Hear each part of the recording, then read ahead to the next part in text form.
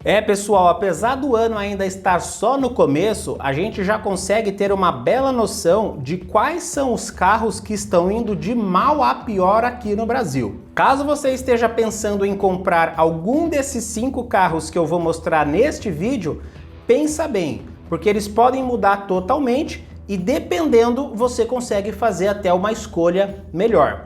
Vamos dar uma olhada em quais são esses 5 modelos? O primeiro deles é um SUV de porte médio, que inclusive tem um ótimo espaço interno. É um carro com 4,65 metros de comprimento e um entre-eixos de 2,72 metros.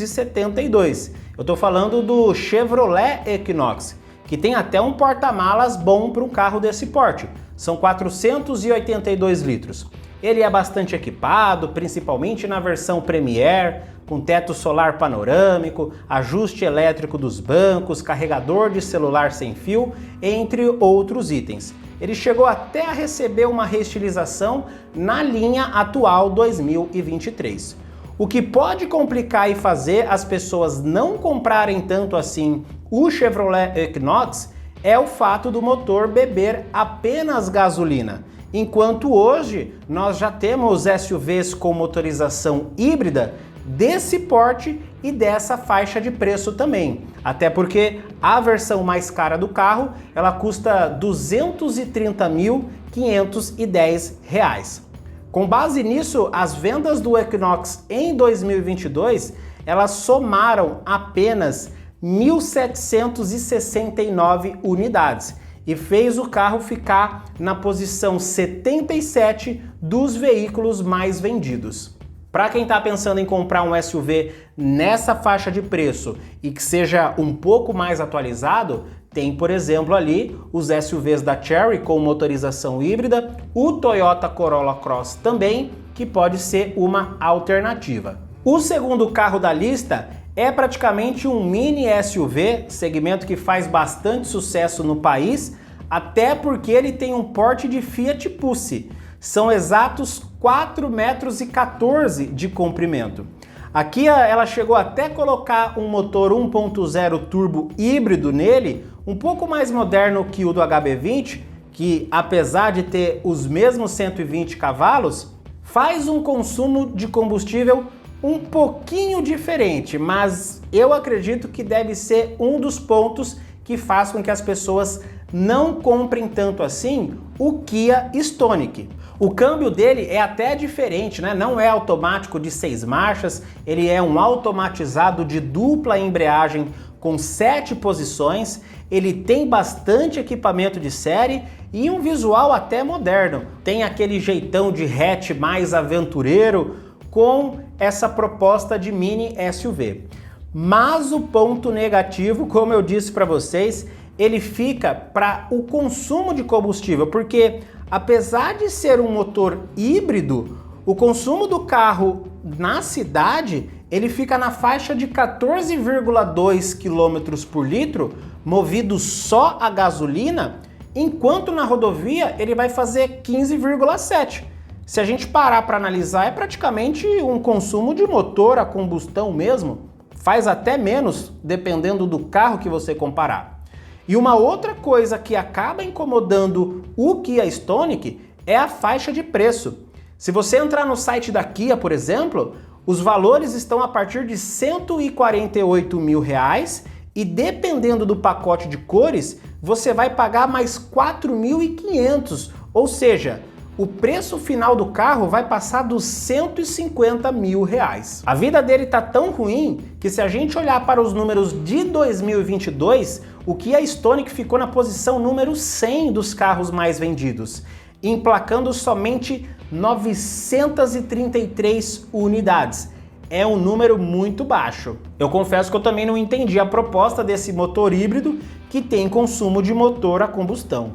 Vamos para o terceiro da lista. Quando a gente fala de espaço interno e porta-malas, esse carro aqui, ele acaba se destacando, porque ele já foi durante muito tempo um dos veículos mais espaçosos de todos nesse segmento, que é o Renault Captur. Ele tem os seus 2,67 metros de entre-eixos e 437 litros de porta-malas, fazendo aquela proposta que a Renault gosta muito, espaço interno. Não é à toa que o Duster também é muito forte nisso. A gente sabe que o Captur ele compartilha muita coisa com a Nissan, por exemplo, o ótimo câmbio CVT, o custo para você manter carro da Nissan também não é tão alto, inclusive ele até chegou a receber motor 1.3 turbo, mudanças no conjunto de iluminação, alguns equipamentos para ficar melhor, mas a vida dele está muito difícil diante dos SUVs concorrentes. O Captur em 2022 ele ficou na posição 64 dos carros mais vendidos e ele emplacou menos de 3.000 unidades. Foram 2.967. Se a gente olhar para esse segmento dos SUVs compactos, que está cada vez mais ganhando força, quase 3.000 unidades é um número pequeno. Apesar que também tem algumas coisas no Captur que não estão ajudando. A faixa de preço dele, por exemplo, na versão mais básica, que é a Zen, ela já custa R$143 mil. Se você tirar mais 5 mil do bolso, você leva um Tracker 1.0 Turbo na versão top de linha Premier. O Captur está passando por tanta dificuldade que a Renault já anunciou que vai parar a produção dele aqui no Brasil. Vamos lá para o quarto. Esse eu acho que vai deixar bastante saudades, porque é praticamente o único hatch médio dos mais tradicionais que continua à venda.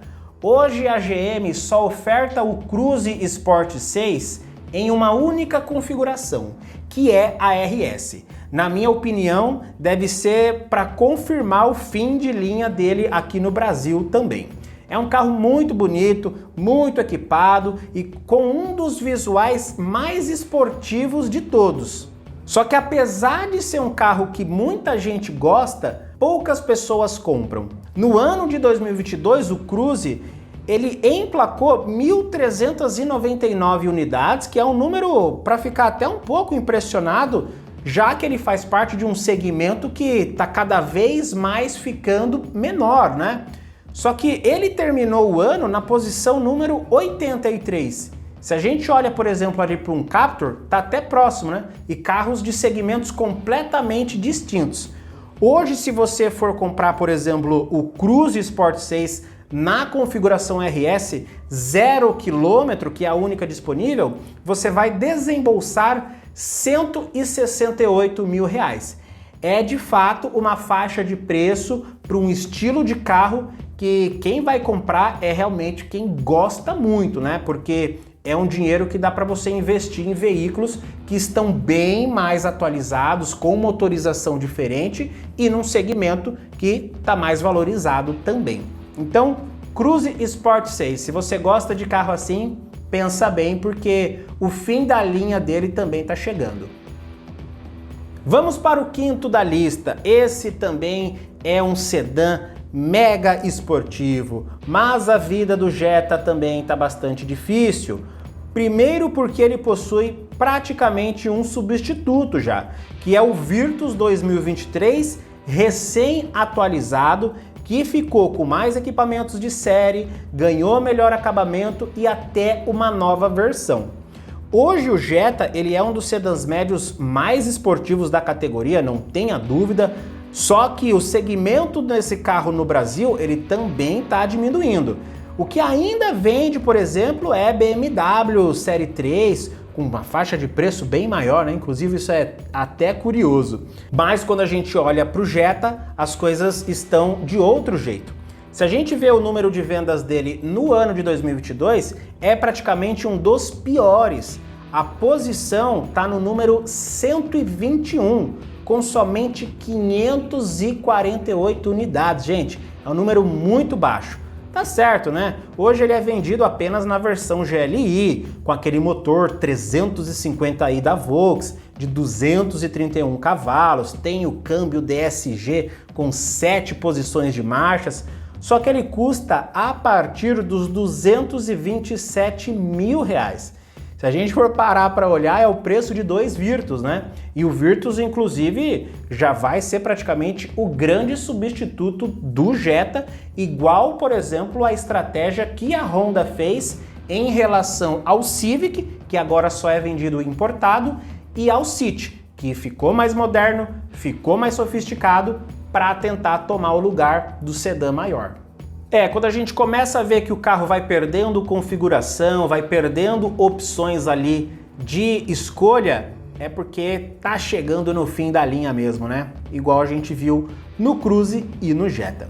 Essa foram a lista aí dos veículos para você analisar bem antes de comprar. Eu vou ficando por aqui e até o próximo vídeo.